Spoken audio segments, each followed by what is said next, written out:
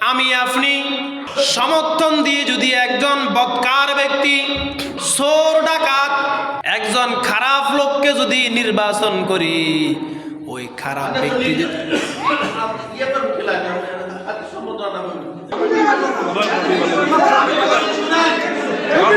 ভোটটা হলো একটা আমানত, এই ভোটটা হলো একটা সাক্ষী, এই ভোটটা হলো একটা পরামর্শ, এই ভোটটা হলো সমর্থন দেওয়া, এই ভোট হলো সহযোগিতা করা।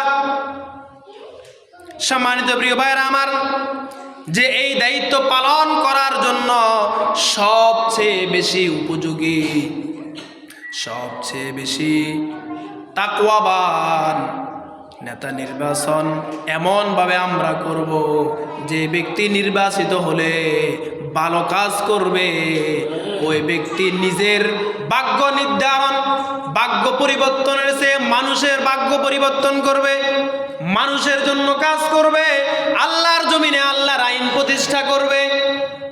যে নেতা নির্বাচিত হলে সালাত প্রতিষ্ঠা করবে, যাকাত প্রতিষ্ঠা করবে, ভালো কাজ নিজে করবে, ভালো কাজের আদেশ দিবে এবং অন্যায় কাজ থেকে নিজে বিরত থাকবে, অপরকেও অন্যায় কাজ থেকে বিরত থাকার জন্য নির্দেশ দিবে, ওইরকম নেতা আমাদের প্রয়োজন, ঠিক কিনা?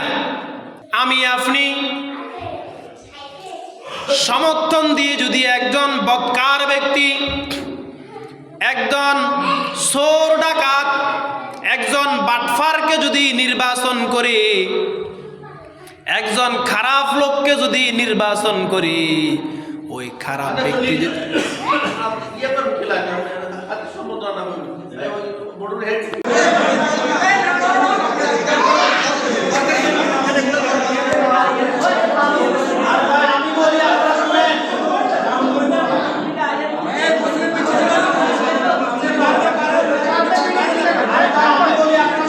কি না হাদিসের কথা বলছে, হাদিস আপনি বলেন, হাদিস যেটা জানেন বলেন। কেন? আরে আমি মুসলিম, আমি মুসল্লি, এখানে কারো বাবার দিনে না, এটা মসজিদ, আল্লাহর ঘর, আল্লাহর ঘরে কোনো কথা বলবেন না, চুপ থাকেন।